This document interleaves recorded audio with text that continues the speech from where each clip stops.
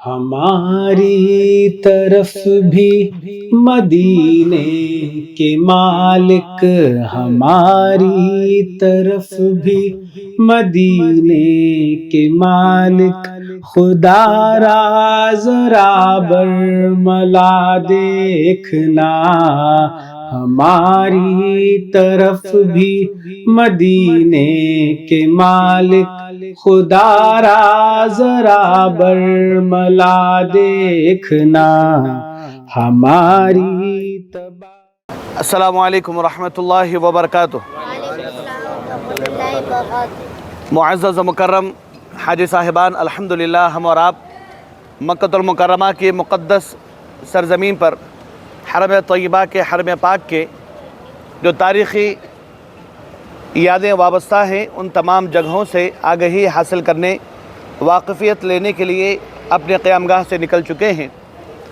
جن راہوں سے آپ اتنے دنوں سے روزمرہ گزر رہے ہیں، بس اس کی تاریخی اہمیت آپ کے سامنے میں اجاگر کرنا چاہوں گا تاکہ آپ کے معلومات میں اضافہ ہو سکے، آپ کو یہ احساس ہو سکے کہ ہم نے ان جگہوں پر سے بھی گزرا ہے۔ جب آپ سیرت پڑھیں گے، تاریخ اسلام پڑھیں گے یا علماء کے زبانی سنیں گے تو آپ کو اس کا احساس بڑے اچھے انداز میں ہوگا۔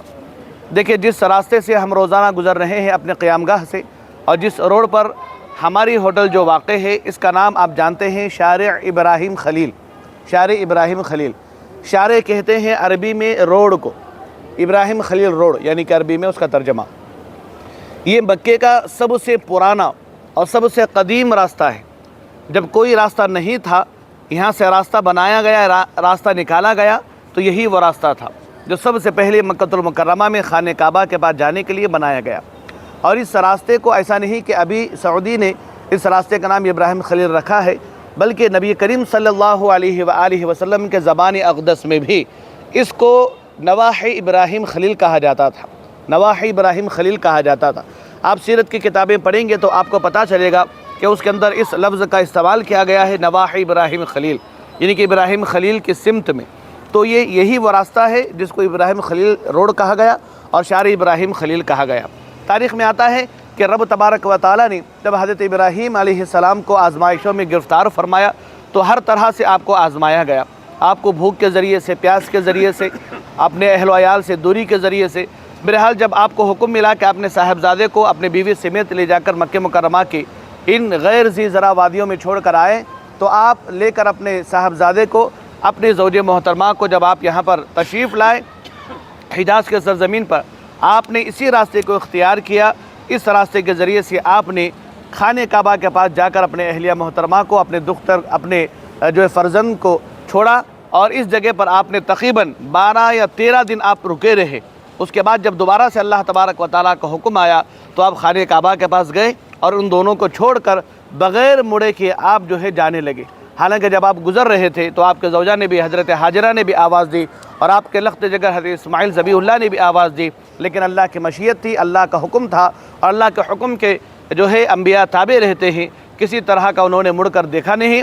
دل میں محبت پدری بھی جا گزری تھی اور محبت زوجہ بھی جا گزری تھی، لیکن ان تمام کو کنارہ رکھا، بالائے طاق رکھا، اور اپنے بندگی کے حق کو ادا کرنے کے لیے آپ ہمیشہ آگے رہے اور یہاں سے مڑ کر چلے گئے۔ جب واپس آئے تو یہ غیر آباد شہر دھیرے دھیرے آبادی کی طرف جا رہا تھا، پانی کا جو نام و نشان نہیں تھا۔ زمزم جیسا عظیم کنواں، تاریخ کا اور دنیا کا سب سے عظیم، دنیا کا سب سے قدیم، دنیا کا سب سے بڑا اور دنیا کا سب سے شفا یاب پانی الحمدللہ یہاں پر نکل چکا تھا۔ تو یہی وہ راستہ جو ابراہیم علیہ السلام نے اختیار فرمایا تھا۔ اس کے بعد جو اس جانب ایک راستہ آپ کو نظر آ رہا ہے، اس راستے کا نام ہے شارع ہجرہ۔ کیا نام ہے؟ شارع ہجرہ۔ اس راستے کو بعد میں جب آقا کریم صلی اللہ علیہ وآلہ وسلم نے ہجرت فرمایا تو اس کے بعد سے وہ راستہ شارع ہجرہ کے نام سے مشہور ہوا۔ فتح مکہ کے بعد وہ کوئی راستہ نہیں تھا، بلکہ وہاں پر پہاڑیں تھے، بڑے بڑے پتھریں تھے، تمام چیزیں تھیں، لیکن آپ صلی اللہ علیہ وآلہ وسلم نے حکمت کے تحت کسی راستے کو اختیار نہیں فرمایا، بلکہ ایک نیا ہی راستہ آپ نے ہجرت کے لیے انتخاب فرمایا۔ اپنے گھر مبارکہ سے نکلے اور غار ثور جانے کے لیے اس سمت میں، اس راہ کا آپ نے استعمال فرمایا۔ تو اس وجہ سے فتح مکہ کے بعد اس راستے کو شارع ہجرہ کہا جانے لگا۔ تو دو تاریخی باتیں آپ کو یہاں پر معلوم ہوتی ہیں، ایک شارع ابراہیم خلیل کے اعتبار سے اور ایک شارع ہجرہ کے تعلق سے۔ امید ہے کہ آپ اپنے معلومات میں اضافہ کریں گے، اور انشاءاللہ جب بھی آپ سیرت میں یا تاریخ اسلام میں کوئی کتاب پڑھیں گے یا علماء اہل سنت کے زبانی سنیں گے تو آپ کے تمام کے ذہنوں میں یہ تمام باتیں جاگزیں ہو جائیں گے جن باتوں کو آپ نے ابھی سنا ہے، جن باتوں کو آپ نے ابھی سمجھا ہے۔ اب ہم لوگ یہاں سے آگے بڑھیں گے اور آگے کی طرف انشاءاللہ العزیز کچھ اہم ترین باتیں میں آپ کے سامنے بیان کرنے کی کوشش کروں گا، ساتھ ساتھ بنے رہیے گا۔ السلام علیکم ورحمۃ اللہ وبرکاتہ۔ معزز حاجی صاحبان، الحمدللہ ہم لوگ زیارتوں کے اس کارواں کو آگے بڑھاتے ہوئے جس جگہ پر کھڑے ہیں، آج سے جو حضرات تقریباً 10 سال پہلے حج پہ یا عمرہ پہ مکہ المکرمہ آئے ہوں گے، ان کو پتہ ہے کہ بالکل یہ جو پچھلے حصے میں وہاں سے لے کے یہاں تک جو عمارتیں بنائی گئی ہیں، جہاں ہم پہلے کھڑے تھے اس سمت سے لے کے بالکل پورا اس کونے تک، یہ جو بڑی عمارتیں آپ کو نظر آ رہی ہیں نا، پورے بلڈنگز یہ اس وقت موجود نہیں تھے۔ یہ عمارتیں کوئی بھی یہاں پہ موجود نہیں تھے۔ یہاں پہ پورا کا پورا پہاڑ تھا، بالکل مکمل پہاڑ تھا۔ یہاں کے پہاڑ یہاں تک بھی تھا جہاں ہم کھڑے ہیں۔ صرف حرم سے نکل کے جو روڈ دکھ رہا ہے یہ چھوٹا سا روڈ تھا، سنگل روڈ تھا، ابراہیم خلیل چھوٹا سا روڈ تھا، بالکل یہ پورا کا پورا پہاڑ کا حصہ تھا۔ وہ جو تھا وہاں سے لے کے یہاں تک 2 بڑے مشہور پہاڑ تھے، 2 بڑے مشہور پہاڑ، ایک کا نام جبل عمر ہے اور دوسرے کا نام جبل کعبہ۔ جبل کعبہ اور جبل عمر۔ جبل کعبہ وہاں سے لے کے یہاں تک کا حصہ تھا اور پھر آگے سے لے کے اس کونے تک جبل عمر کا حصہ ہے، جبل عمر کا حصہ ہے۔ اور یہ 2 پہاڑوں میں سے جو جبل کعبہ ہے وہ عظیم پہاڑ ہے جس کے پتھروں کو خانہ کعبہ کے تعمیر کے لیے ہمیشہ سے استعمال کیا گیا اور قیامت تک جب بھی ضرورت پڑے گی اسی پہاڑ کے پتھروں کو استعمال کیا جاتا رہے گا۔ دنیا میں کل 4 ایسے پہاڑ ہیں جن پہاڑوں کے پتھروں سے خانہ کعبہ کو بنایا گیا، جن میں 70% پتھر کا استعمال جبل کعبہ کے ذریعے سے استعمال کیا گیا۔ آج بھی جو بلڈنگ دکھ رہی ہے آپ کو، اس کے پچھلے حصے میں پہاڑ کا کچھ حصہ باقی رکھا گیا ہے، چھوڑا گیا ہے، باقی کے حصے کو شہید کر کے عمارت قائم کر دی گئی ہے۔ تو وہ جبل کعبہ ہے اور یہ جو ہے جبل عمر ہے۔ اور جبل کعبہ کو UAE کا جو بادشاہ ہے اس نے خرید رکھا ہے اور حرم کے لیے اس نے وقف کیا ہے، ایسا سننے میں آتا ہے، حقیقی معنوں میں کیا ہے پتہ نہیں۔ لیکن اس نے جو عمارت بنائی ہے اس نے اپنی بیٹی کے نام سے اس عمارت کو رکھا۔ آپ وہاں پہ دیکھ سکتے ہیں، جب آپ جائیں گے تو سوق جمیرہ آپ کو نظر آئے گا، جمیرہ اس کی بیٹی کا نام ہے۔ اس نے اس عمارت کو بنا کر اپنے بیٹی کے نام سے اس کو منسوب کر رکھا ہے۔ کعبہ، خانہ کعبہ کے تعمیر میں کثرت سے اس پہاڑ کے پتھروں کا استعمال کیا گیا۔ اس کے بعد جبل عمر ہے۔ جبل عمر یعنی کہ حضرت سیدنا فاروق اعظم رضی اللہ عنہ خود اور اپنے قبیلے کے ساتھ اسی پہاڑ کے وادیوں میں جو ہے آباد تھے۔ پہلے سابق میں اہل مکہ اپنے اپنے قبیلے کے ساتھ اپنے اپنے ایک علاقے میں رہتے تھے۔ ایسا نہیں تھا کہ ایک قبیلے والا یہاں ہے تو پھر اس کا کوئی رشتہ دار دور کہیں پر رہتا ہو، دوسرا کوئی دور کہیں پر رہتا ہو، ایسا نہیں تھا۔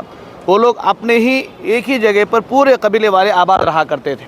تو اس جگہ پہ حضرت فاروق اعظم رضی اللہ عنہ اور آپ کے پورے اہل خاندان، آپ کا قبیلہ اس جگہ پہ آباد تھا۔ اور جو تاریخی مشہور واقعہ پیش آیا کہ فاروق اعظم رضی اللہ عنہ نے جب تلوار نے نبی کریم صلی اللہ علیہ وآلہ وسلم کے قتل کے ارادے سے جب گھر سے باہر نکلے، راستے میں ایک صحابی سے ملاقات ہوئی، انہوں نے کہا کہ کہاں جاتے ہو، پہلے اپنی بہن اور بہنوی کی خبر لو۔ بہرحال تو یہ پورا واقعہ جو پیش آیا تھا وہ یہیں سے پیش آیا تھا۔ یہاں سے آپ نکلے تھے اور نبی کریم صلی اللہ علیہ وآلہ وسلم کے پاس جا ہی رہے تھے کہ راستے میں کسی نے روکا، تو اس جگہ کو آج سے تقریباً 7-8 سال پہلے تک بھی، یعنی کہ آپ کے ہمشیرہ کے گھر کو، آپ کے بہنوی کے گھر کو، جہاں پر آپ نے سورہ طٰہٰ کو سنا اور دل آپ کا بدلا تھا، اس جگہ کو نشاندہی کے طور پر وہ پرانے گھروں کو باقی رکھا گیا تھا۔ لیکن حرم کے ایکسٹینشن میں اس کو، ان گھروں کو حرم کے اندر لیا گیا اور اس حصے کو خالی چبوترا جو ہے چھوڑا گیا ہے۔ انشاءاللہ آگے حرم کے صحن میں جائیں گے تو بھی آپ کو وہاں پر بتلاؤں گا۔ تو یہ واقعہ فاروق اعظم رضی اللہ عنہ کے یہ تمام معاملات یہ یہیں پہ واقع ہوئے تھے اور یہ علاقہ مکے کے اندر بہت خاص سمجھا جاتا تھا۔ یہاں پر لوگ آنے کے لیے بڑے گھبراتے تھے، بڑے کتراتے تھے، اس لیے کہ حضرت فاروق اعظم رضی اللہ عنہ کا رعب اور دبدبہ آپ کا اس طرح پورے عرب کے اندر پھیلا ہوا تھا۔ لیکن جب وہی بندہ ایمان لے آتا ہے، دائرہ ایمان سے سرشار ہو جاتا ہے، تو عدل و انصاف کا پیکر بن جاتا ہے۔ اور وہی فاروق جس کے نام سے پوری کائنات کے اندر عرب کے لوگ ڈرتے گھبراتے تھے، جب عدل و انصاف کا پیکر بن جاتا ہے تو بدلہ لینے کے لیے خود اپنا گریبان بھی اتار دیتا ہے اور بدلہ لینے کے لیے کسی ایک غلام کو بھی اجازت دے دیتا ہے۔ بہرحال یہ اسلام کا جو ہے تصور تھا جو ان کے اندر رچ بس چکا تھا، اور یہ اسلام کی خصوصیت تھی جو خوشبو بن کر ان کے جسموں کے ذریعے سے پوری کائنات کے 400 پھیل رہی تھی۔ اللہ تعالیٰ سے دعا ہے کہ اللہ تبارک و تعالیٰ ہم تمام کو اس مقدس سرزمین کے ان خصوصی مقامات سے، جبل کعبہ کی برکتوں سے اور جبل عمر کی برکتوں سے مالا مال فرمائے، اور بار بار ایسے مقدس دیاروں کے حاضری ہم تمام کو نصیب فرمائے۔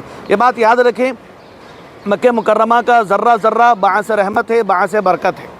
یقیناً ہر ایک سمت میں برکتیں ہی برکتیں ہیں، لیکن ان برکتوں کے ساتھ میں جو خصوصی کچھ مقامات ہیں، جو خصوصی کچھ چیزیں ہیں، ان تمام کی خصوصیات کچھ الگ ہوتی ہیں۔ جیسے کہ قرآن مقدسہ ابتدا سے لے کے انتہا تک ہر آیت الحمدللہ شفا والی ہے، برکت، لیکن کچھ خصوصی آیتیں ہوتے ہیں جو خصوصی مقاصد کے لیے اور خصوصی چیزوں کے لیے مستعمل ہے۔ تو اسی طرح مکہ کا ہر ذرہ باعث برکت ہے، لیکن یہاں پہ ہم نے جبل کعبہ، جبل عمر کا جو ہے تاریخی پہلو سے سماعت کیا، تو اس کی برکتیں بالکل اپنی جگہ مسلم ہے۔ اللہ تعالیٰ برکتوں کے حصول کے توفیق عطا فرمائے۔ ساتھ بنی رہی۔